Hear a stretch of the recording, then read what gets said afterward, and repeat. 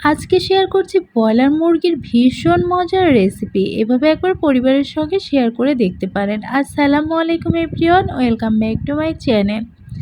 আজকে রান্না করার জন্য প্রথমেই একটা কড়াইতে দিয়ে দিচ্ছি 4 টেবিল চামচ পরিমাণে তেল।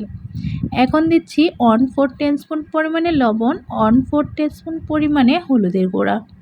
এখন হলুদ আর লবণটাই হালকা করে মিশিয়ে নিতে হবে। তারপরে দিয়ে দিতে হবে আলুগুলো। এখানে আমি আলুগুলো হালকা করে ভেজে নিব। তো আলুগুলো কিন্তু খুব কড়া করে ভাজছি না, হালকা কালার আসলে আলুগুলো উঠিয়ে নিতে হবে। আলুগুলো উঠিয়ে নেওয়ার পর বাকি তেলে দিতে হবে পেঁয়াজ কুচি। এখানে দুটো মাঝারি সাইজের পেঁয়াজ পাতলা করে কাটা হয়েছে, সেই পেঁয়াজটাই কিন্তু দেওয়া হয়েছে। তারপরে পেঁয়াজটা হালকা করে নাড়াচাড়া করে দিয়ে দিচ্ছি লবণ, হাফ চা চামচ এলাচ 7টি, দারুচিনি 2টি, লবঙ্গ 8টি, তেজপাতা 3টি, গোলমরিচ 8 থেকে 10টির মতো দিয়ে এখন ভেজে নিতে হবে বাদামি হয়ে আসা পর্যন্ত। পেঁয়াজটা বাদামি হয়ে আসলে এখন এখানে রসুন বাটা দিতে হবে 1 টেবিল চামচ পরিমাণে, আদা বাটাও দিতে হবে 1 টেবিল চামচ পরিমাণে। আবারও পেঁয়াজের সঙ্গে আদা রসুনটা একটু মিশিয়ে নিচ্ছি। এখন মিশিয়ে নেওয়া হয়ে গেলে দিয়ে দিতে হবে মুরগির মাংসগুলো। ব্রয়লার মুরগির মাংস 1 কেজির পরিমাণে নেওয়া হয়েছে, সেই মাংসটাই দিয়ে দিতে হবে। তো দিয়ে এখন আবারও খুব ভালোভাবে নাড়াচাড়া করে মিশিয়ে নিতে হবে। মাংসগুলো মিশিয়ে নেওয়া হলে এখন দিয়ে দিতে হবে হলুদ দেওয়ার পরে দিচ্ছি মরিচের গুঁড়া, কাশ্মীরি মরিচের গুঁড়া 1 চা চামচ পরিমাণে। এখানে ঝালটা আপনারা যারা বেশি পছন্দ করেন তারা চাইলে কিন্তু একটু বাড়িয়ে দিতে পারেন। এখন আবারও খুব ভালোভাবে মশলার সঙ্গে ব্রয়লার মুরগির যে মাংসটা আছে মিশিয়ে নিচ্ছি।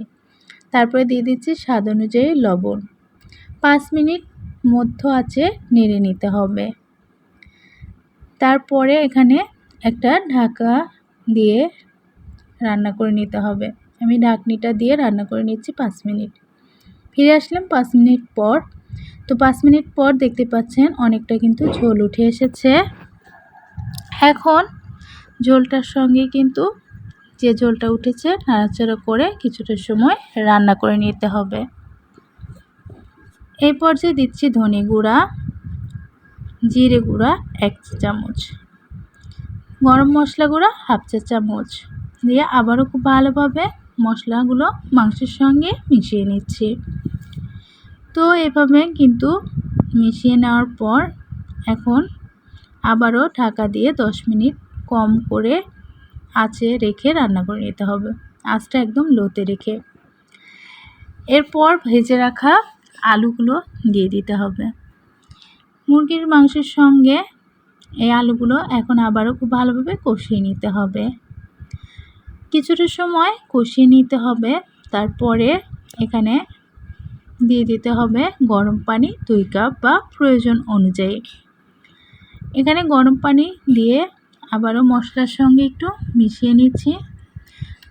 উপরে যে মশলাগুলো লেগেছিল সেগুলো কিন্তু পানির সঙ্গে মিশিয়ে নিয়ে এখন ঢাকা দিয়ে রান্না করে নিব 12 থেকে 15 মিনিট একদম লো আঁচে রেখে। ফিরে আসতে হবে 15 মিনিট পর। 15 মিনিট পর আসার পরে দেখতে পাচ্ছেন এখানে রান্নাটা কিন্তু কতটা ঘন হয়ে এসেছে। তো আপনারা ঝোলটা কিন্তু এর চেয়েও ঘন করতে পারেন। এখন দিচ্ছি ভাজা জিরা 1/4 চা চামচ পরিমাণে, সামান্য একটু চিনিটা অপশনাল, আপনারা চাইলে চিনিটা স্কিপ করতে পারেন, কিন্তু চিনিটা দিলে টেস্টটা কিন্তু আরেকটু ভালো আসে। এখন রান্নাটি কিন্তু আমার তৈরি হয়ে গিয়েছে। তো আজকের রান্নাটা কেমন লাগলো অবশ্যই কিন্তু আমাকে লাইক কমেন্ট করে জানাতে ভুলবেন না। ভালো লাগলে চ্যানেলটা সাবস্ক্রাইব করবেন। ধন্যবাদ সকলকে এতটা সময় সঙ্গে থাকার জন্য। আল্লাহ হাফেজ।